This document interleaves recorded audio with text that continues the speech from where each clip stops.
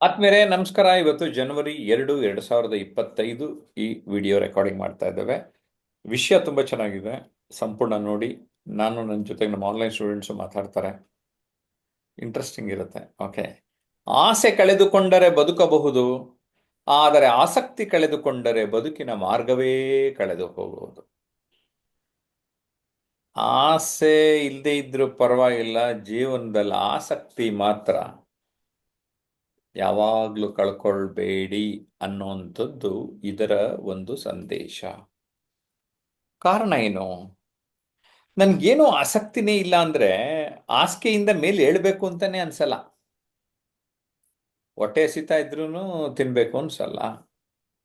ಅಯ್ಯೋ, ಸ್ನಾನ ಮಾಡ್ಕೊಂಡು ಏನಾಗಬೇಕು, ಹಲ್ಲು ಉಜ್ಕೊಂಡು ಏನಾಗಬೇಕು ಅಂತ ಒಂಥರ ನೀರಸವಾದ ಜೀವನ ಆಗಿಬಿಡುತ್ತದೆ. ಆ ಥರ ಆಗಬಾರದು.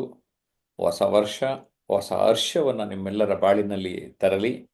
ನೀವು ಆಸಕ್ತಿಯುಳ್ಳ ಕ್ಷೇತ್ರಗಳನ್ನು ಗುರುತಿಸಿಕೊಂಡು ನಿಮ್ಮಲ್ಲಿ ಏನು ಆಸಕ್ತಿ ಇದೆ ಅದರ ಕಡೆಗೆ ಗಮನ ಕೊಡಬೇಕು ಅನ್ನೋದಷ್ಟೇ ನಮ್ಮ ಉದ್ದೇಶ. ನಾನು ಜಯಪ್ರಕಾಶ್ ನಾಕ್ತಿಹಳ್ಳಿ, ಮಾರ್ಗದರ್ಶಕ, ತರಬೇತುದಾರ, ಲೇಖಕ ಮತ್ತು ಸಾಮಾಜಿಕ ಜಾಲತಾಣಗಳ ಪ್ರಭಾವಿಯಾಗಿ ಆ, ಪ್ರಪಂಚದ ಎಲ್ಲ ವ್ಯಕ್ತಿಗಳನ್ನು ಸಂಪರ್ಕಿಸೋದಕ್ಕೆ ಪ್ರಯತ್ನ ಪಡ್ತಾ ಇದ್ದೇನೆ. ಯಾರು ನಮ್ಮ ವೇವ್ ಲೆಂತ್ಗೆ ಮ್ಯಾಚ್ ಆಗ್ತಾರೆ, ಯಾರು ಜೀವನದಲ್ಲಿ ನಾವು ಆಸಕ್ತಿಯನ್ನು ಉಳಿಸಿಕೊಂಡು ಓಕೆ ನಮಗೇನು ಬೇಕು ಅದನ್ನು ಸಾಧಿಸ್ತೀವಿ. This one life is enough to achieve whatever we want. ಒಂದು ಅಚೀವ್ಮೆಂಟ್, ನಾವೇನು ಸಾಧನೆ ಮಾಡಬೇಕು ಅನ್ನೋದು. ಎರಡು, ನೀವೇನು ದುಡಿಬೇಕು ಅನ್ನೋದು. ಅಟ್ಲೀಸ್ಟ್ ಆ ಆಸೆಗಳಿದ್ರೆ, ಆಸೆಗಳು ಕನಸಾಗಿ, ಕನಸುಗಳು ನನಸಾಗಿ ಮಾಡ್ಕೊಳ್ಳೋದಕ್ಕೆ ಗುರಿಗಳನ್ನು ಮಾಡಿಕೊಂಡು ಹೊಸ ವರ್ಷದಲ್ಲಿ ಸಾಮಾನ್ಯವಾಗಿ ಸಂಕಲ್ಪಗಳು ಮಾಡ್ಕೊಳ್ತಾರೆ. ಆ ಥರ ಸಂಕಲ್ಪಗಳನ್ನು ಮಾಡಿಕೊಳ್ಳಿ ಅನ್ನೋದಷ್ಟೇ ನಮ್ಮ ಉದ್ದೇಶ ಆಗಿದೆ. ಈ ಒಂದು ವಿಡಿಯೋನ ಮಾಡ್ರೇಟ್ ಮಾಡೋದಕ್ಕೆ, ನಿರೂಪಣೆ ಮಾಡೋದಕ್ಕೆ ಶಿಕ್ಷಕಿ ಅವರು ಯೋಗ ಶಿಕ್ಷಕಿ, ಬರೀ ಶಿಕ್ಷಕಿ ಅಲ್ಲ, ಯೋಗ ಶಿಕ್ಷಕಿ ನೇತ್ರಾವತಿ ವಿಜಯಪುರ ಅವ್ರಿಗೆ ವಹಿಸ್ತಾ ಇದ್ದೇನೆ. ಅವ್ರ ಜೊತೆ ನಮ್ಮ ಆನ್ಲೈನ್ ಸ್ಟೂಡೆಂಟ್ಸ್ ಎಲ್ಲ ಸುಮಾರು ಜನ ಇದ್ದಾರೆ, ಅವ್ರನ್ನೆಲ್ಲ ಮಾತಾಡಿಸ್ತಾರೆ. Yes, over to Netravati. Thank you sir. ನಾವು ಈಗ ಎಲ್ಲರಿಗೂ ನಮಸ್ಕಾರಗಳು, ನನ್ನ ಆತ್ಮೀಯ ಸ್ನೇಹಿತರ ಎಲ್ಲರಿಗೂ. ಈಗ ನಾವು ಇರುವುದು ನಾಗತಿಹಳ್ಳಿ ಯೂಟ್ಯೂಬ್ ಚಾನೆಲ್ ನಲ್ಲಿ. ಇವತ್ತಿನ ವಿಷಯ ಏನಂದ್ರೆ, ಹೊಸ ವರ್ಷದ ಹೊಸ ಚರ್ಚೆಗಳೊಂದಿಗೆ ಶುರು ಮಾಡೋಣ ಸ್ನೇಹಿತರೆ. ಇವತ್ತಿನ ವಿಷಯ ಏನಂದ್ರ, ಆಸೆ ಕಳೆದುಕೊಂಡರೆ ಬದುಕಬಹುದು, ಆದರೆ ಆಸಕ್ತಿ ಕಳೆದುಕೊಂಡರೆ ಬದುಕಿನ ಮಾರ್ಗವೇ ಕಳೆದು ಹೋಗಬಹುದು ಅಂತ ಮಾಲತಿ ಮೇಡಮ್ ಅವ್ರು ಏನ್ ಹೇಳ್ತಾರ ಕೇಳೋಣ ಸ್ನೇಹಿತರೆ, ಬನ್ನಿ. ನಮಸ್ಕಾರ ಮೇಡಮ್. ನಮಸ್ತೆ ಮೇಡಮ್. ಆಸೆ ಕಳೆದುಕೊಂಡ್ರೆ ಬದುಕ್ಬೋದು ಅಂದ್ರೆ ನಾವು ದೊಡ್ಡ ದೊಡ್ಡ ಆಸೆಗಳನ್ನ ಇಟ್ಕೊಂತೀವಿ, ಇಲ್ಲ ಅಂದ್ರೂ ನಾವು ಜೀವನವನ್ನ ಮಾಡ್ಬೋದು. ಆದ್ರೆ ಆಸಕ್ತಿಯನ್ನ ಕಳೆದುಕೊಂಡ್ರೆ ಬದುಕಿನ ಒಂದು ದಾರಿ ಅಥವಾ ಮಾರ್ಗವನ್ನೇ ನಾವು ಕಳೆದುಕೊಳ್ತೀವಿ. ಯಾಕೆಂದ್ರೆ ಯಾವುದೇ ಒಂದು ಸಣ್ಣ ಪುಟ್ಟ ಕೆಲಸ ಮಾಡ್ಬೇಕು ಅಂದ್ರೂ ನಮ್ಗೆ ಅದ್ರ ಬಗ್ಗೆ ಆಸಕ್ತಿ ಇರ್ಬೇಕಾಗುತ್ತೆ. ನಾವ್ ಆಸಕ್ತಿಯನ್ನ ಕಳೆದ್ಕೊಂಡ್ಬಿಟ್ರೆ ಜೀವನದಲ್ಲಿ ಏನನ್ನ ಸಾಧನೆನೂ ಮಾಡಕ್ಕಾಗೋದಿಲ್ಲ, ಜೊತೆಗೆ ಜೀವ್ಸಕ್ಕೂ ಸಾಧ್ಯ ಆಗೋದಿಲ್ಲ. ಯಾವ ಸಣ್ಣ ಪುಟ್ಟ ನಮಗ್ ಬೇಕಾಗಿರುವಂತ ಸವಲತ್ತುಗಳನ್ನ ಮಾಡ್ಕೋಬೇಕು ಅಂದಾಗೂ ನಮ್ಗ ಅಲ್ಲಿ ಆಸಕ್ತಿ ಇದ್ರೇನೆ ನಾವ್ ಮಾಡಕ್ಕಾಗುತ್ತೆ. ಆದ್ರಿಂದ ನಾವು ದೊಡ್ಡ ಆಸೆಗಳನ್ನೆಲ್ಲ ಅಥವಾ ಆಸೆನೆ ಇಟ್ಕೊಂಡಿಲ್ಲ ಅಂದ್ರೂ ನಮ್ ಜೀವನವನ್ನ ನಿರ್ವಹಣೆ ಮಾಡ್ಕೊಂತ ಹೋಗ್ಬೋದು. ಆದ್ರೆ ನಮ್ಗೆ ಯಾವಾಗ್ಲೂ ನಮ್ಮ ಜೀವನದಲ್ಲಿ ಆಸಕ್ತಿ ಅನ್ನೋದು ಇರ್ಬೇಕು. ಮಾಡ್ತೀವಿ ಅನ್ನೋ ಒಂದು ಇಂಟ್ರೆಸ್ಟ್ ಇರ್ಬೇಕು, ಆರೋಗ್ಯವನ್ನ ಕಾಪಾಡ್ಕೋಬೇಕು ಅನ್ನೋಂತ ಆಸಕ್ತಿ ಇರ್ಬೇಕು, ಅಥವಾ ನಮ್ಮ ಒಂದು ಕುಟುಂಬವನ್ನ ನಿರ್ವಹಣೆ ಮಾಡ್ಬೇಕು ಅನ್ನೋಂತ ಆಸಕ್ತಿ ಇರ್ಬೇಕು, ಅಥವಾ ನಮ್ಮ ಮನೆಯನ್ನ ನೋಡ್ಕೋಬೇಕು, ಅಥವಾ ಸಮಾಜಕ್ಕೆ ಸೇವೆ ಮಾಡ್ಬೇಕು. ಏನಾದ್ರೂ ಸರಿಯ ಒಂದೊಂದು ನಮ್ಗೆ ಬೇಕಾಗಿರುವಂತ ಒಂದು ಸಣ್ಣ ಪುಟ್ಟ ಆಸಕ್ತಿ ಇದ್ದಾಗ್ಲೇ ಸಣ್ಣ ಪುಟ್ಟ ಒಬ್ಬ ಮನುಷ್ಯ ಸಮಾಜದಲ್ಲಿ ಜೀವಿಸ್ಬೇಕಂದ್ರೆ ಅವನಿಗೆ ಆಸಕ್ತಿ ಇದ್ರೇನೆ ಅವನ ಒಂದು ಬಾಳಿಗೆ ಒಂದು ಅರ್ಥ. ಇಲ್ಲ ಅಂದ್ರೆ ಅವನ ಬಾಳಿಗೆ ಯಾವುದೇ ರೀತಿಯ ಅರ್ಥ ಇರಕ್ಕೆ ಸಾಧ್ಯ ಇರಲ್ಲ. ಅವನೇನಾಗ್ತಾನೆ ಅಂದ್ರೆ ಏನನ್ನೂ ಮಾಡಕ್ಕೆ ಸಾಧ್ಯ ಇಲ್ಲದೆ ನಿರುಪಯುಕ್ತ ವ್ಯಕ್ತಿ ಆಗೋ ರೀತಿಯಲ್ಲಿ ಆಗ್ತಾನಷ್ಟೆ. ಆದ್ರಿಂದ ನಾವು ಉಪಯುಕ್ತ ವ್ಯಕ್ತಿ ಆಗ್ಬೇಕು, ನಾವು ಉತ್ತಮ ಜೀವನ ನಡೆಸ್ಬೇಕು ಅಂದ್ರೆ ಯಾವುದೇ ಕಾರಣಕ್ಕೂ ನಾವು ನಮ್ಮ ಆಸಕ್ತಿಯನ್ನ ಕಳೆದುಕೊಂಬಾರ್ದು, ಆಸಕ್ತಿಯನ್ನ ನಾವು ಇಟ್ಕೋಬೇಕು ಅಂತ ಹೇಳ್ತೀನಿ. ಧನ್ಯವಾದಗಳು Netravati madam. Thank you madam. Madam ಅವ್ರು ಏನ್ ಹೇಳ್ತಾ ಇದಾರ ಅಂದ್ರ, ಮನುಷ್ಯನಿಗೆ ಆಸಕ್ತಿ ಇದ್ರೆ ಮಾತ್ರ ಸುಂದರ ಜೀವನ ರೂಪಿಸ್ಕೊಳಕ್ ಸಾಧ್ಯ, ಸುಂದರವಾದ ಕ್ಷಣಗಳನ್ನು ಕಳೆಯಲು ಸಾಧ್ಯ ಅಂತ ಹೇಳಿದ್ದಾರೆ. ಧನ್ಯವಾದಗಳು ಮೇಡಮ್. ಈಗ ನಾವು ಹೋಗ್ತಾ ಇರೋದು ರಮೇಶ್ ಸರ್, ನನ್ನ ಆತ್ಮೀಯ ಸ್ನೇಹಿತರಾದಂತ ರಮೇಶ್ ಸರ್ ಅವರು. ನಮಸ್ಕಾರ ರಮೇಶ್ ಸರ್. ನಮಸ್ತೆ ಮೇಡಮ್. ಎಲ್ಲರಿಗೂ ಹೊಸ ವರ್ಷದ ಶುಭಾಶಯಗಳು. ಆಸೆಯನ್ನು ಕಳೆದುಕೊಂಡರೆ ಬದುಕಬಹುದು, ಆಸಕ್ತಿಯನ್ನು ಕಳೆದುಕೊಂಡರೆ ಮಾರ್ಗ ಕಾಣೋದು ಅಂದಂಗೆ, ಯಾವುದೇ ನಾವು ನಮ್ಮ ನಿತ್ಯ ಜೀವನದಲ್ಲಿ ಏನೇ ಒಂದು ಕೆಲಸ ಮಾಡ್ಬೇಕು ಅನ್ನಂದ್ರೆ ಆ ಒಂದು ವೆಹಿಕಲ್ಗೆ ಹೆಂಗೆ ಫ್ಯೂಯಲ್ ಹಾಕ್ತೀವೋ ಅದೇ ತರ ನಾವು ಆಸಕ್ತಿ ಅನ್ನೋದು ಇಟ್ಕೊಂಡಾಗ ನಮ್ಗೆ ಎಲ್ಲಿ ಏನ್ ಮಾಡ್ಬೇಕು, ನಮ್ಮ ಜೀವನದಲ್ಲಿ ಏನು ಆಸಕ್ತಿ ಇರುವಂತ ಕ್ಷೇತ್ರಗಳನ್ನ ನಾವು ಆಯ್ಕೆ ಮಾಡ್ಕೊಂಡಾಗ ಆ ಆಸಕ್ತಿ ಕಡೆಗೆ ನಮ್ಮನ್ನ ಗಮನ ಎಲ್ಲ ಕೇಂದ್ರೀಕರಿಸಿದಾಗ ಆ ಆಸಕ್ತಿಯಿಂದ ನಮ್ ಜೀವನ ಹೆಂಗ್ ಬದಲಾಗುತ್ತೆ, ಆ ಆಸಕ್ತಿ ಇಲ್ಲ ಅಂದ್ರೆ ಹೆಂಗ್ ಜೀವನ ಬದಲಾಗುತ್ತೆ. ಈಗ ನಾವು ಏನೇ ಒಂದು ಕೆಲಸ ಮಾಡ್ಬೇಕು ಅನ್ನೋದು ಅದನ್ನ ಮಾಡ್ತೀವಿ ಅನ್ನೋ ಅಂತ ಆಸಕ್ತಿಯಿಂದ ಎದ್ದು ನಾವು ಮಾಡೋ ಕೆಲಸನೇ ಬೇರೆ ಇರುತ್ತೆ. ಅದ್ರ ಬಗ್ಗೆ ಆಸಕ್ತಿ ಇಲ್ಲ ಅಂದ್ರೆ ನೆಗ್ಲಿಜೆನ್ಸಿ ಮಾಡ್ಕೊಂಡು ಹೋಗ್ತಾ ಇರ್ತೀವಿ, ಅದರಿಂದ ಪ್ರೊಕ್ರಾಸ್ಟಿನೇಷನ್ ಮಾಡ್ಕೊಂಡು ಹೋಗ್ತೀವಿ, ಇಂದೆಲ್ಲ ನಾಳೆ ನಾಳೆ ಅಂತ ಮುಂದೂಡ್ಕೊಂಡು ಹೋಗ್ತೀವಿ. ಮುಂದೂಡ್ಕೊಂಡು ಹೋಗ್ತಾ ಹೋಗ್ತಾ ಒಂದಲ್ಲ ಒಂದ್ ದಿನ ಜೀವನದಲ್ಲಿ ನೋಡಿದಾಗ ನಾವು ಇಷ್ಟೊಂದು ಸಮಯನ ಆಸಕ್ತಿ ಇಲ್ಲದೇ ಇರೋ ಕಾರಣದಿಂದ ನಮ್ಮ ಜೀವನದಲ್ಲಿ ಇಷ್ಟೊಂದು ಸಮಯ ವ್ಯರ್ಥ ಆಗಿದೆ ಅನ್ನೋದನ್ನ ನಾವು ಮನಗಂಡಾಗ ನಮ್ಗೆ ಆಸಕ್ತಿಯ ಮಹತ್ವ ಏನು ಅಂತ ತಿಳಿಯುತ್ತೆ ಅಂತ ಹೇಳಕ್ ಇಷ್ಟಪಡ್ತೀನಿ. Thank you. ಧನ್ಯವಾದಗಳು ಸರ್. ಹೇಗೆ ಈಗ ಬೈಕ್ ಅಥವಾ ಯಾವುದೇ ಇಂಜಿನ್ ಓಡಿಸ್ಬೇಕಾದ್ರೆ ಹೆಂಗ್ ಫ್ಯೂಯಲ್ಸ್ ಅಗತ್ಯವೋ ಹಾಗೆ ನಮ್ಮ ಬದುಕಿನ ಹಾದಿ ಸುಗಮವಾಗಿ ಸುಂದರವಾಗಿ ಸಾಗಬೇಕಂದ್ರೆ ಮತ್ತೆ ನಮ್ಮದು ಆಸಕ್ತಿ ಅನ್ನೋದು ಇರಬೇಕು ಅಂತ ಹೇಳಿ ತಮ್ಮ ಇದ್ರೊಳಗೆ ಅತ್ಯಂತ ಉತ್ತಮವಾಗಿ ಹೇಳಿದರು.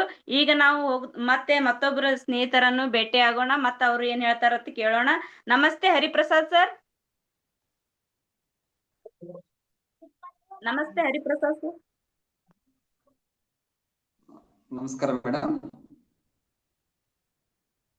ಆಸೆ ಕಳೆದುಕೊಂಡರೆ ಬದುಕಬಹುದು, ಆಸಕ್ತಿ ಕಳೆದುಕೊಂಡರೆ ಬದುಕಬಹುದೇ ಅಂತಕ್ಕಂಥ ಒಂದು ವಾಕ್ಯ ಬಹಳ ಸೂಚಕವಾಗಿರುವಂತದ್ದು, ಬಹಳ ಎಲ್ಲರಿಗೂ ಮೆಚ್ಚುಗೆ ಪಡೆದಿರುವಂತದ್ದು ಮತ್ತು ಜೀವನದಲ್ಲಿ ನಮಗೆ ಬಹಳ ಬೇಕಾಗಿರುವಂತಹದ್ದು ಒಂದು ವಾಕ್ಯ ಅಂತಕ್ಕಂಥದ್ದು. ಈ ಆಸೆ ಮತ್ತು ಆಸಕ್ತಿ ಎರಡು ವಿಷಯಗಳ ಅಂತರ ನೋಡಿದಂತ ಸಂದರ್ಭದಲ್ಲಿ, ಆಸೆ ಅಂತಂದ್ರೆ ನಮ್ಮಲ್ಲಿ ಹುಟ್ಟಿಸುವಂತಹ ಅಹಂ ಹುಟ್ಟಿಸುತ್ತೆ, ನಾನು ಅಂತಕ್ಕಂಥದ್ದು, ನಮ್ಮಲ್ಲಿರುವಂತಹ ಒಂದು ಅಧಿಕಾರ ದಾಹ ಹುಟ್ಟಿಸುತ್ತೆ, ನಮ್ಮ ಸ್ವಾರ್ಥ ಅಂತಕ್ಕಂಥ ಹುಟ್ಟಿಸುತ್ತೆ. ನಾವು ಆಸೆ ಮೂಲಕ ಕೆಲಸ ಮಾಡಿದಂತ ಸಂದರ್ಭ ಅಷ್ಟು ದೂರಕ್ಕೆ ಹೋಗಲ್ಲ. ಆಸೆ ಎಷ್ಟು ದಿನ ಅಂತ, ಆಸೆ ದುಃಖಕ್ಕೆ ಮೂಲ ಅಂತಕ್ಕಂಥ ಬುದ್ಧ ಹೇಳಿದಂಗೆ ಅಷ್ಟು ಸೂಕ್ತ ಇರಲ್ಲ. ಆದ್ರೆ ನೀವು ಆಸಕ್ತಿಯಿಂದ ಕೆಲಸ ಮಾಡಿದಂತ ಸಂದರ್ಭದಲ್ಲಿ ಅದರಲ್ಲಿ ಪ್ರೀತಿ ವಿಶ್ವಾಸ ಅಂತಕ್ಕಂಥ ಇರುತ್ತೆ. ನೀವು ಯಾವುದೋ ಒಂದು ಕೆಲಸವನ್ನು ತಗೊಂಡ ಸಂದರ್ಭದಲ್ಲಿ ಯಾವುದೋ ಒಂದು ಕೆಲಸ ಶ್ರೇಷ್ಠವಾಗಿ ಒಬ್ಬ ವ್ಯಕ್ತಿ ಮಾಡ್ತಾ ಇದ್ದಾನೆ ಅಂತಂದ್ರೆ ಅವನು ಆಸಕ್ತಿ ವಹಿಸಿ ಮಾಡ್ತಾ ಇದ್ದಾನೆ ಅಂತಂದ್ರೆ ಅದ್ರ ಪ್ರೀತಿ ಇದೆ ಅಂತ, ಅಥವಾ ವಿಶ್ವಾಸ ಇದೆ ಅಂತಕ್ಕಂಥ ಅರ್ಥ. ಹಾಗಾಗಿ ಇಲ್ಲಿ ವಾಕ್ಯದ ಅರ್ಥ ಏನಂತಂದ್ರೆ, ಆಸೆ ಕಳೆದುಕೊಂಡ್ರೆ ಬದುಕಬಹುದು, ಆದ್ರೆ ಆಸಕ್ತಿ ಕಳೆದುಕೊಂಡ್ರೆ ಬದುಕಕ್ಕಾಗಲ್ಲ. ಯಾಕಂತಂದ್ರೆ ಅದ್ರಲ್ಲಿ ಪ್ರೀತಿ ವಿಶ್ವಾಸ ಇರಲ್ಲ. ನಮ್ಮ ಜೀವನದ ಮೂಲನೇ ಪ್ರೀತಿ ವಿಶ್ವಾಸ. ಹಾಗಾಗಿ ಜೀವನದಲ್ಲಿ ಆಯ್ಕೆ ಮಾಡ್ಕೋಬೇಕಾದ್ರೆ ನಿಮಗೆ ಇಷ್ಟವಾದಂತಹ ಮತ್ತು ನಿಮಗೆ ಆಸಕ್ತಿ, ನಿಮಗೆ ಪ್ರೀತಿ ಇರುವಂತಹ, ವಿಶ್ವಾಸ ಇರುವಂತಹ ಕೆಲಸವನ್ನು ಆಯ್ಕೆ ಮಾಡ್ಕೊಂಡ್ರೆ ಅದು ತಂತಾನೇ ಜೀವನ ಬೆಳವಣಿಗೆ ಆಗ್ತದೆ ಅಂತಕ್ಕಂಥ ನನ್ನ ಅಭಿಪ್ರಾಯ. Thank you madam. Thank you sir. Hariprasad sir ಅವರು ತುಂಬಾ ಚೆನ್ನಾಗಿ ಹೇಳಿದ್ರು. ಆಸಕ್ತಿ ಅನ್ನೋದು ಎಷ್ಟು ಜೀವನದ ಒಂದು ಮೌಲ್ಯಗಳಲ್ಲಿ ಎಷ್ಟು ಉತ್ಕೃಷ್ಟ ಸ್ಥಾನವನ್ನು ಪಡೆದಿದ್ದದಂತ ಹೇಳಕ್ ಇಷ್ಟಪಡ್ತೀನಿ. ನಾನು ಈಗ ಮತ್ತೊಬ್ರು ಸ್ನೇಹಿತರಾದ ಅನಂತ ಕೃಷ್ಣ ಸರ್ ಅವರನ್ನು ಈಗ ಇಲ್ಲ, ಅವರು ಹೊಂಗಮ್ಮ ಮೇಡಮ್ ಅವ್ರನ್ನ ಮಾತಾಡ್ಸ್ಬೇಕಂತ ಮಾಡಿ ನನ್ನ ಸ್ನೇಹಿತರಾದ. ನಮಸ್ತೆ ಮೇಡಮ್, ಹೊಂಗಮ್ಮ ಮೇಡಮ್ ಅವ್ರೆ. ನಮಸ್ತೆ ಮೇಡಮ್.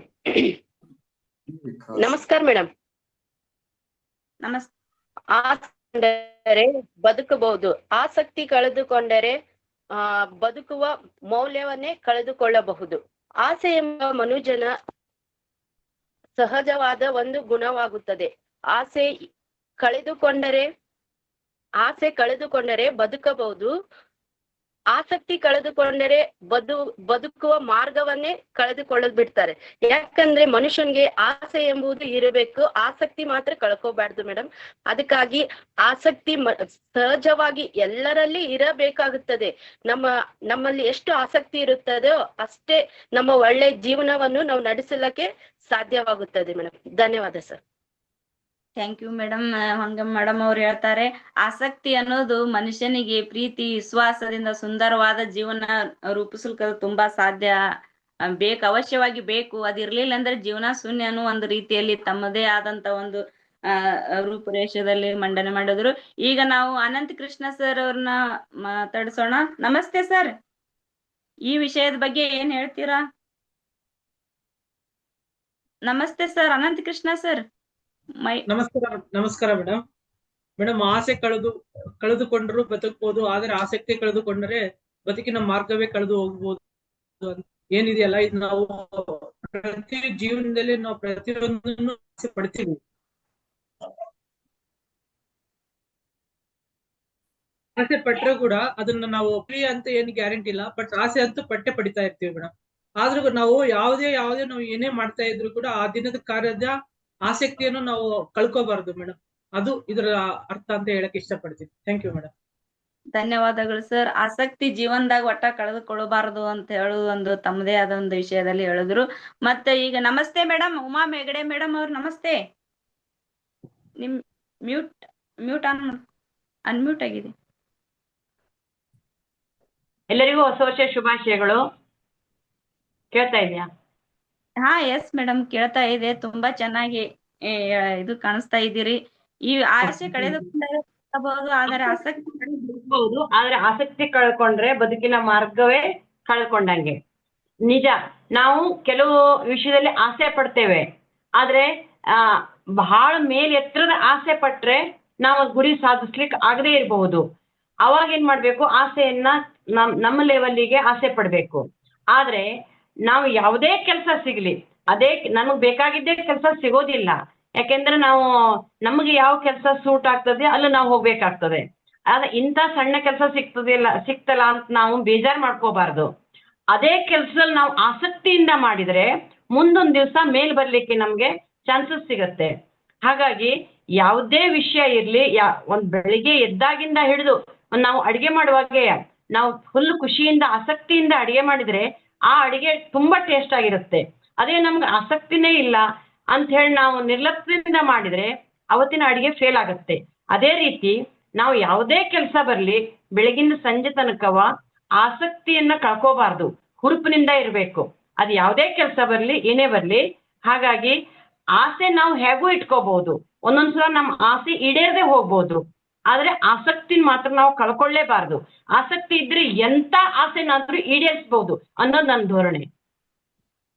ಥ್ಯಾಂಕ್ ಯು ಮೇಡಮ್, ತುಂಬಾ ಚೆನ್ನಾಗಿ ಹೇಳಿದ್ರಿ. ಸಣ್ಣ ಪುಟ್ಟ ಕೆಲಸಗಳಾದರೂ ಕೂಡ ಆಸಕ್ತಿಯಿಂದ ಮಾಡಿ ಮುಂದೊಂದು ದಿನ ಉತ್ತಮವಾದ ಜೀವನ ನಡೆಸಬಹುದು, ಸಾಧನೆ ಮಾಡಬಹುದು, ಸಾಧನೆ ಅಂತ ಹೇಳಿ ತುಂಬಾ ಚೆನ್ನಾಗಿ ಹೇಳಿದ್ರಿ. ಧನ್ಯವಾದಗಳು ಮೇಡಮ್. ಈಗ ನಾನು ಜಯಪ್ರಕಾಶ್ ನಾರಾಯಣ್ ಸರ್ ಕಡೆ ಸರ್ ನಮಸ್ತೆ ಸರ್. ನಮಸ್ತೆ. ಹೇಗನ್ನಿಸ್ತು ಎಲ್ಲ? ಹೇಳಮ್ಮ, ಮಾತಾಡಿ. ಏನ್ ಕರೆದ್ರಿ? ವಿಡಿಯೋ ಎಂಡ್ ಮಾಡ್ತೀರಿ ಅಂತ ಎಕ್ಸ್ಪೆಕ್ಟ್ ಮಾಡಿದ್ದೆ. Okay sir. ವಿಡಿಯೋನ ಕನ್ಕ್ಲೂಡ್ ಮಾಡಿ. Okay sir.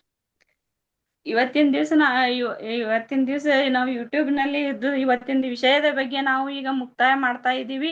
ಇವತ್ತಿನ ವಿಷಯ ತುಂಬಾ ಎಲ್ಲರೂ ಚೆನ್ನಾಗಿ ತಮ್ಮದೇ ಆದ ಶೈಲಿಯಲ್ಲಿ ಹೇಳ್ತಾ ಬಂದ್ರಿ. ತುಂಬಾ ಚೆನ್ನಾಗಿತ್ತು. ಧನ್ಯವಾದಗಳು ಎಲ್ಲರಿಗೂ.